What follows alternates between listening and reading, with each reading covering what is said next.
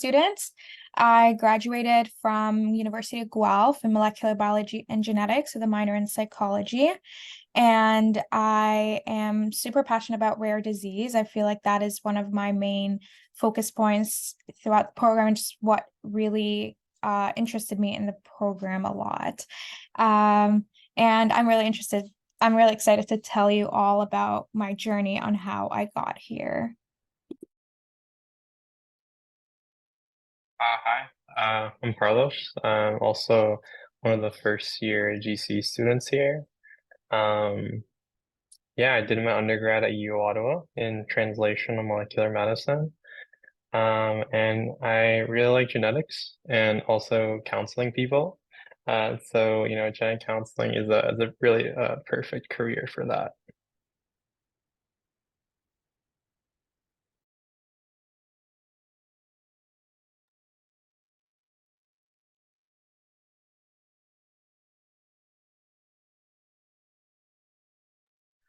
Sorry, folks, this is the best way I can get it. Otherwise, it's showing me a weird glitchy screen. So if this is okay, then I will advance with these ones. Does that work okay, Sally, Carlos?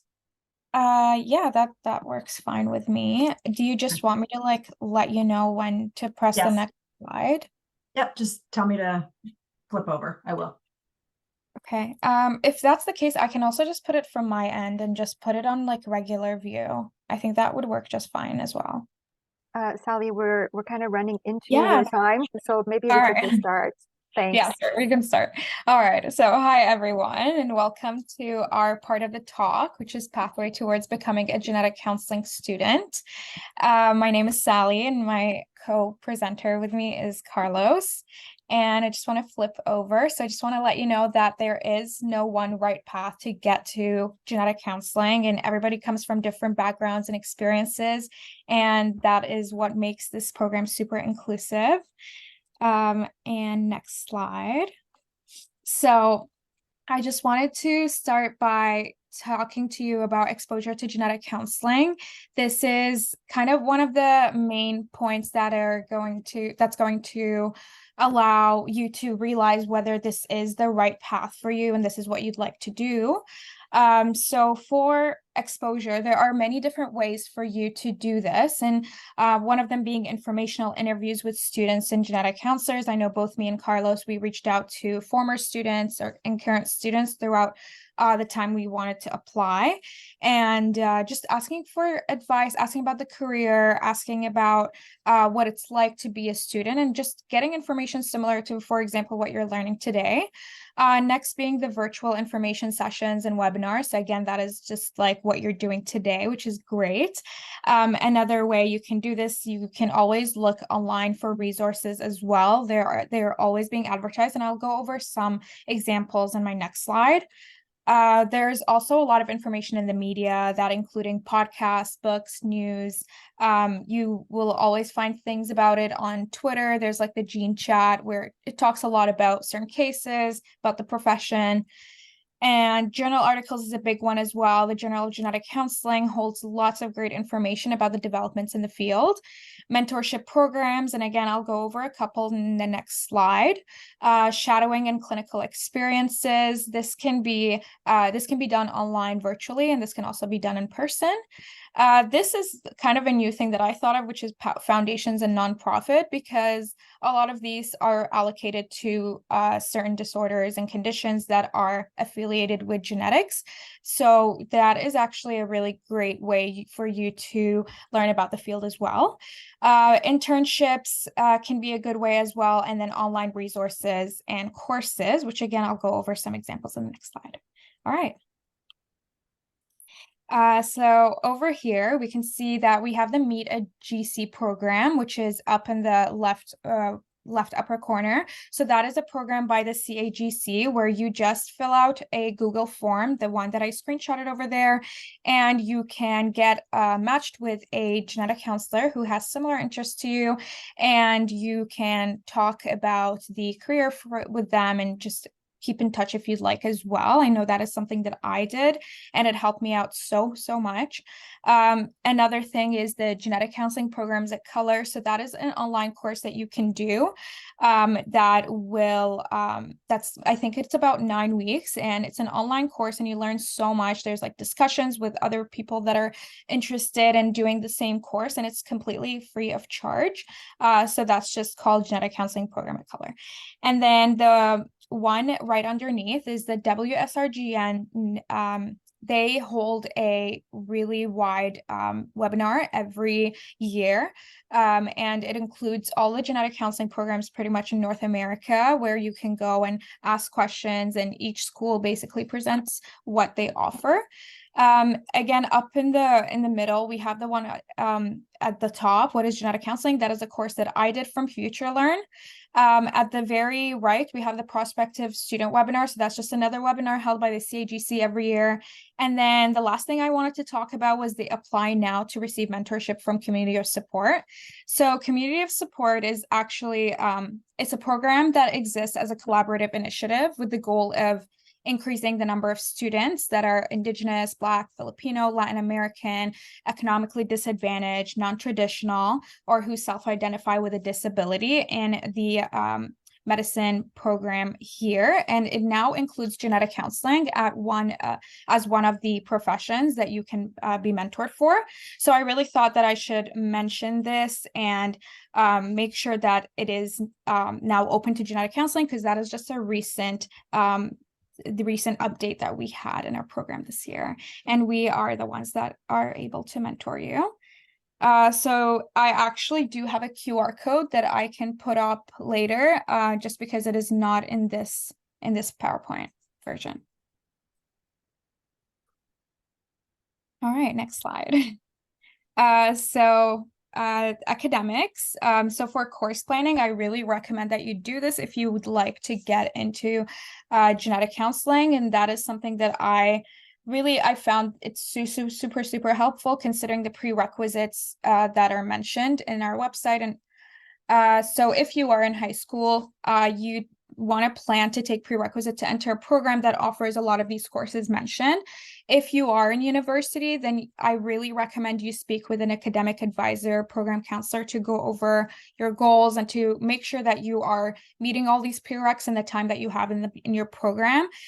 So just down there, I posted like a screenshot of a sheet. So that's something that I did with my academic advisor, where we went over all 4 years together and just did the rough plan of okay, if I take this course, then now I can take this next course. So I did that for all throughout my 4 years, so I make sure I'm on track. And if there are any adjustments, I again went over it with her, and it was super helpful to make sure that I filled all my prereqs in time.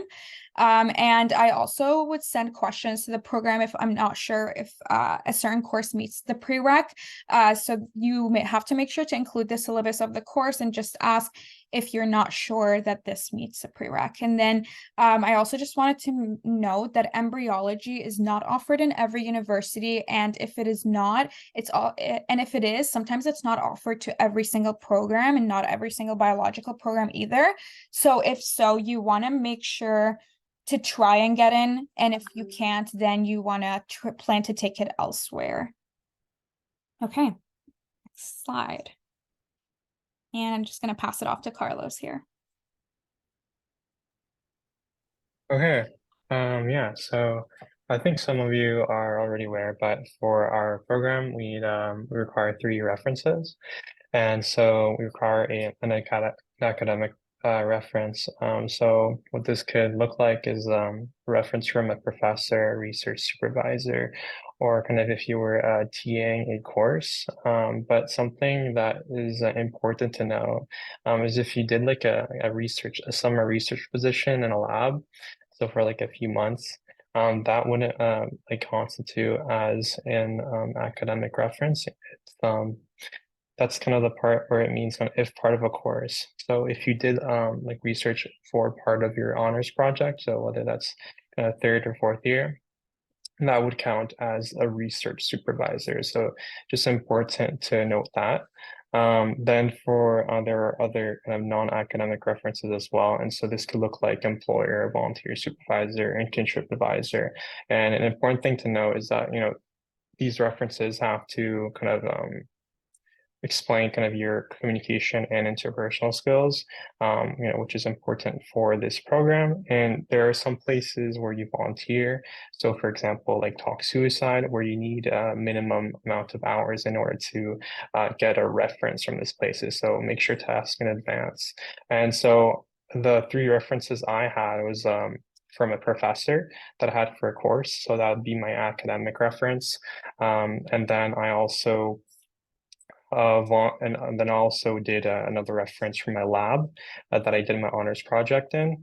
So I guess that was kind of another academic reference as well. And then for my non-academic reference, I volunteered for a faith-based organization on my campus where, for my role, it was hard to have these communication interpersonal skills where I interacted with students on a one-to-one basis. And that constituted my non-academic reference. So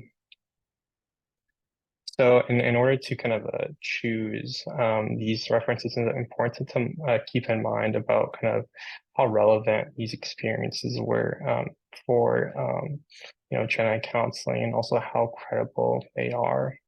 And it's also important to note that, to let them know in advance, these people can be kind of very busy.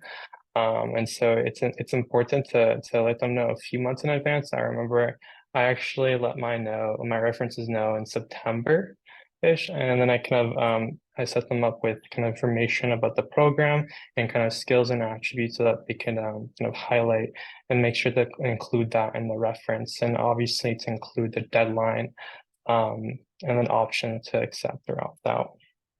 And it's important to give like a reminder, a couple of weeks before the deadline, just to make sure that they are aware, because, these things can be easily forgotten. All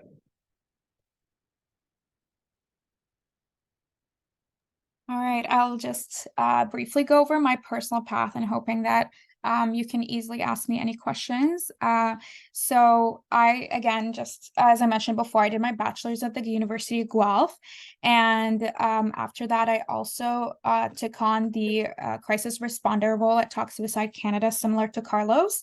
I did a research assistant summer internship, as well as part of my final 4th year project. And I also did peer mentoring throughout the program, which really, I feel, has really helped me with my active listening skills and just making sure I figure out, based on someone's case, how I can help them. I also did a genetic counseling internship at Johns Hopkins, but it was a virtual internship because it was during COVID. And I found that was super helpful. I learned about a variety number of disorders and conditions that have to do with genetic counseling. And from there, that is how I learned about Lewy-Dietz syndrome and moved on to being a coordinator at Lewy-Dietz Syndrome Foundation Canada. And that is where I learned, I would say, most of my kind of knowledge and exposure to genetic counseling, because I had to talk and communicate with a lot of different professions as a resource coordinator. And I just also wanted to add on yoga instructor and server, because I know that those two are not your typical genetic counseling related experiences, but I found that both of these helped me tremendously with even like the application process, my pathway to GC, because yoga instructor helped me again with figuring out like what works best for each person and how to accommodate and how to modify and how to also create a comfortable environment for people. And being a server helped me tremendously with my communication skills and making sure that, again, you're allocating the best for different kinds of tables. So that is just something I really wanted to mention. All right, Carlos. Yeah, so as I mentioned before, I did my undergraduate degree at Uoft in the translation of molecular medicine. Throughout my kind of first year of undergrad, I did tutoring with the Boys and Girls Club. So kind of that provided kind of a really good communication skills, in a one-to-one setting, to learn how to kind of communicate with others effectively. Then throughout my program, it was much more research focused. And so I had kind of lots of opportunities to do kind of research in my third and fourth year, and kind of different areas of kind of molecular biology. And then I did a faith-based kind of student club leader position at the Ottawa campus chaplaincy. So that was a position where kind of I met with students in a one-to-one setting and spoke and helped them kind of navigate things relating to kind of spirituality and their kind of student life. And then I also did it volunteering at Kids Help Phone.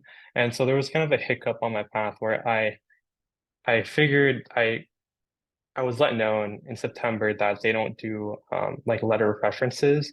And so that was kind of a very worrying moment for me. And so thankfully I had my other position as a club leader where I could provide that non-academic reference that could speak on to my communication and interpersonal skills. And then following that in around kind of January, after kind of applications was submitted, I started my position at Talk Suicide, just in case if I didn't get in to have kind of like another experience, in regards to mental health and having kind of another kind of one-to-one kind of volunteer position with other people.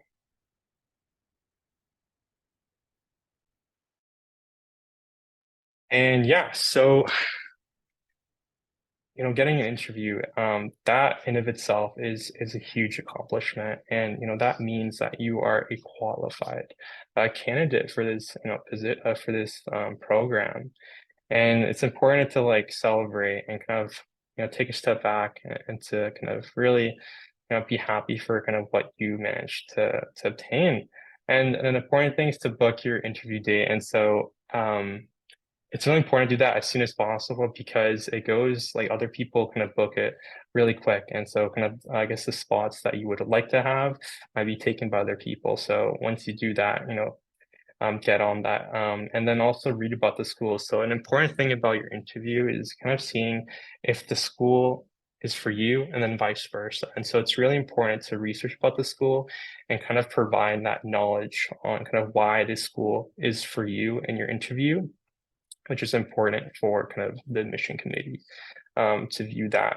And so also consult resources. So kind of look online how to research about how to like, perform an interview and how to do that well, and, find questions online to practice with. That's, I feel that I did that, practice questions online and written down my answers and kind of making sure that I was able to properly kind of analyze my own self. And it's important to do that self-reflection over that period of practicing for these interviews to make sure that you can answer these questions that the admission committee is going to ask you properly, and practice. That's a very important thing for interviews. Everyone's different when it comes to practicing. But for me, I took a long time. It took like a month to practice, a couple hours every day. And, just to make sure that you're familiar with kind of your own self and what kind of questions they may ask, just so you don't get like a curveball, in the interview. So to make sure that you're prepared for kind of anything that can come up. And then also be kind to yourself. It's important to not be hard on yourself throughout this process. And this is very kind of a hard program to get into, unfortunately. And it doesn't mean that you're not qualified. It just means that it's just a reality. It's kind of difficult to get into, and just to be more gracious with yourself, because you all are very good students. All right, and just to interrupt, Carlos, we only have about a minute left, so we can even like just put up the slide and just ask for questions if you guys want.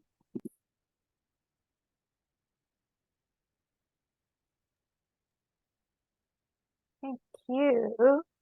And stop sharing. I'm looking at my double screen. I should look at my camera. Hello. Okay. If we stop sharing, then we can see. Anybody have any questions? We can take questions for 5 minutes if you have.